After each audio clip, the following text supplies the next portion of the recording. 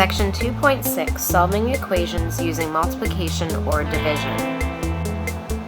Multiplication and division are inverse operations. For example, if you had x plus 2.7 equals negative 3.5, you still need to find what is x, and we need to make sure we get x by itself.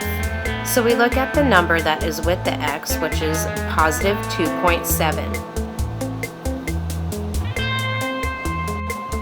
The inverse operation of addition is subtraction, so we would subtract 2.7 from both sides.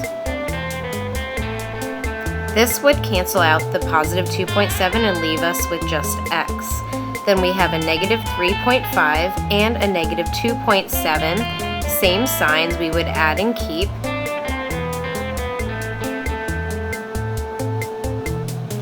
So we would get 3.5 plus 2.7 is 6.2 and keep the sign, which is a negative. Those were inverse operations, and we do the same thing for multiplication and division. Which property would you use to solve x divided by 5 equals 12? You would use multiplication, because that is the inverse operation of division. Remember that we want the x by itself. So if it is being divided by 5, we want to get rid of that 5 by multiplying it by 5. And whatever we do to one side, we have to do to the other. The 5's would cancel out and leave just x. Then we have 12 times 5. Both of them are positive, so the answer would be positive, and 12 times 5 is 60. So our answer would be 60.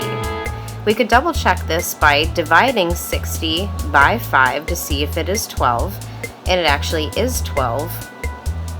So we know we had the right answer.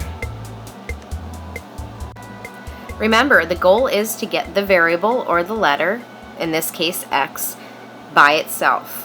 Whatever you do to one side of the equation, you must do to the other. So if you multiply on one side, you must multiply on the other. Here's an example. Negative 6y equals 48. We have the negative 6 and the y together with no sign in between, so that means that they are being multiplied. We want the y by itself. So if we are multiplying times a negative 6, we want to do the inverse operation, which would be division. We would divide by negative 6 and make sure we do it on both sides. The negative 6 would cross out, cancel out, and leave us with a y. A positive 48 divided by a negative 6 is a negative 8. Our answer would be y equals negative 8. Negative 9x equals negative 9. The negative 9 and the x are together without a sign in between, so that means we are multiplying them. We want the x by itself. So in order to get rid of this negative 9, we need to do the inverse operation, which is division. We will divide by a negative 9 on both sides. The negative 9 cancels out and leaves just an x. A negative 9 divided by a negative 9 is 1. The answer is x equals 1. Negative 30 equals 5a. Don't be confused that the a is on the other side of the equal sign. We still want the a by itself, and we need to get rid of this positive 5. They are being multiplied, so we need to divide, which is the inverse operation. Divide by 5 on both sides. The 5's cancel out to leave us with just a. A negative 30 divided by a positive 5 is a negative 6. I will rewrite this just so that our letter is in the front. Just switch it around. A equals negative 6. X divided by a negative 3 equals 11. We want the x by itself. So we are dividing by a negative 3, and the inverse operation would be to multiply by a negative 3. We will do that to both sides. The negative 3's will cancel out and leave with just x. 11 times a negative 3 is a negative 33. Our answer is x equals negative 33. B divided by a negative 8 equals negative 8. Again, we want the b by itself. We are dividing by a negative 8, so the inverse operation is to multiply by a negative 8. We'll do that on both sides.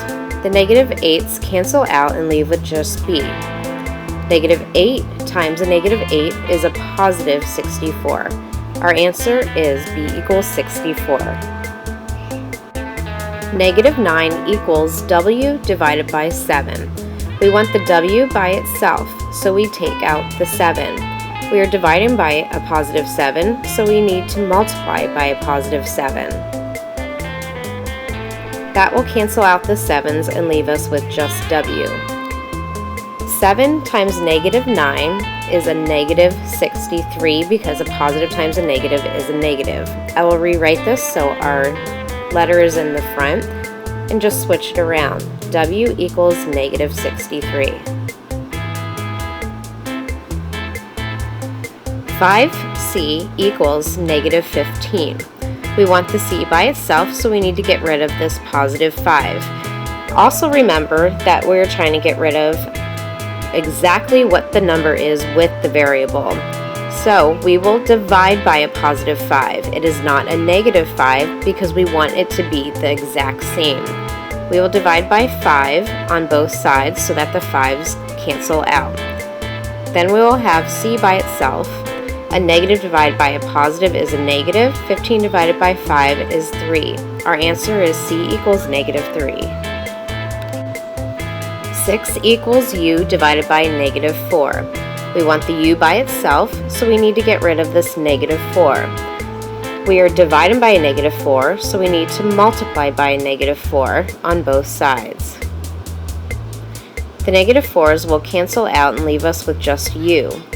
A negative times a positive is a negative, and 4 times 6 is 24. I will rewrite this so that our u is in the front by just switching it around. U equals negative 24. 54 equals 9x. We want the x by itself, and we are multiplying by a positive 9, so we need to divide by a positive 9 on both sides.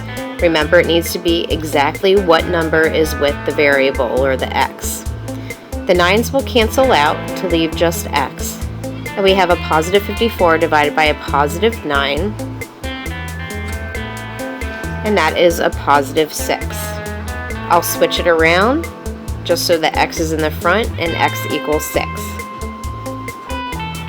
Y divided by a negative 10 equals a negative 7. We want the y by itself, so we need to get rid of this negative 10. We are dividing by negative 10, so the inverse operation is to multiply by a negative 10. We'll do that to both sides. The negative 10's will cancel out and leave us with just y. Then we have a negative times a negative, which is a positive, and 7 times 10 is 70. Our answer is y equals 70.